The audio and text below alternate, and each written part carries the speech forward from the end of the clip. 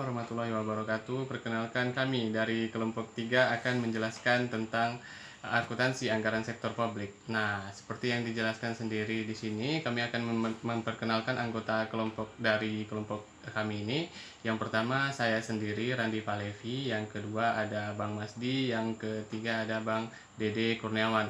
Nah, untuk gambaran umumnya yaitu anggaran ini merupakan adalah pernyataan mengenai estimasi kinerja yang hendak dicapai selama periode tertentu. Nah, dapat dinyatakan sebagai estimasi finansial, sedangkan anggaran sendiri adalah proses untuk metode untuk mempersiapkan suatu anggaran. Nah, di sini kita akan menjelaskan akuntansi anggaran sektor publik sendiri. Nah, berikut persentasenya.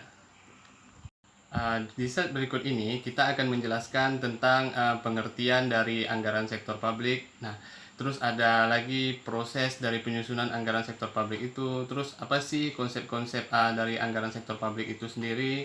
Nah, berikutnya ada fungsi dari anggaran sektor publik. Nah, siklus dari anggaran sektor publik. Dan terakhir adalah pendekatan dari sektor publik. Nah, kita akan lanjut ke slide berikutnya.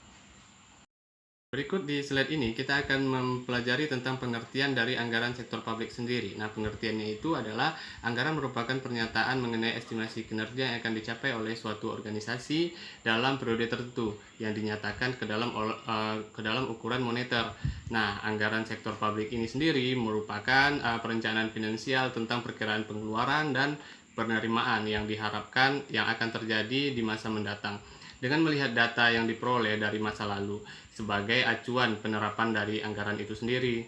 Nah, 3 aspek harus tercakup dalam anggaran sektor publik ini sendiri. Nah, ini meliputi ada 3. Yang pertama adalah aspek perencanaan, yang kedua adalah aspek pengendalian, dan ketiga adalah aspek akuntabilitas publik. Nah, secara rinci, anggaran sektor publik ini berisi tentang besarnya belanja yang harus dikeluarkan untuk membiayai program dan aktivitas yang akan direncanakan, serta untuk mendapatkan dana untuk mencapai program dan aktivitas tersebut.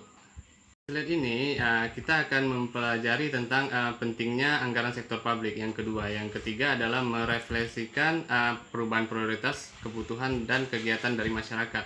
Nah, pentingnya anggaran sektor publik ini sendiri adalah anggaran sektor publik ini membantu untuk menentukan tingkat kebutuhan dari masyarakat seperti listrik, air bersih, kualitas kesehatan, pendidikan, dan sebagainya agar terjamin secara layak. Nah, yang ketiga, merefleksikan perubahan prioritas kebutuhan dari kepentingan masyarakat. Nah, menentukan penerimaan dan pengeluaran departemen-departemen pemerintah provinsi atau pemerintah daerah. Anggaran sektor publik penting karena beberapa alasan, yaitu yang pertama, anggaran merupakan alat bagi pemerintah untuk menyerahkan pembangunan ekonomi nasional, menjamin kesinambungan, dan meningkatkan kualitas hidup dari masyarakat. Nah, yang kedua, anggaran ini diperlukan karena adanya kebutuhan dari kegiatan masyarakat yang tidak terbatas dan terus berkembang. Yang ketiga, yaitu anggaran diperlukan untuk meyakinkan bahwa pemerintah telah bertanggung jawab terhadap rakyatnya.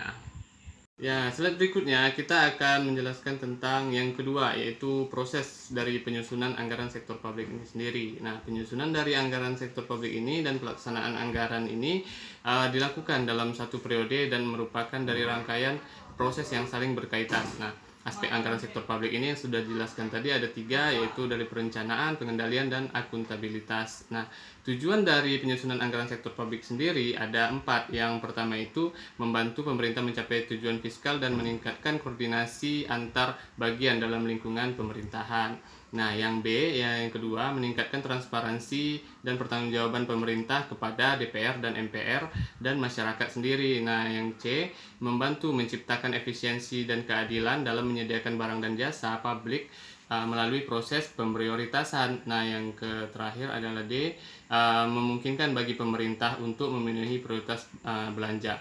Nah, begitu slide yang sudah saya jelaskan. Nah, slide selanjutnya akan dijelaskan oleh Bang Dede. Kepada Bang Dede, saya persilakan. Terima kasih.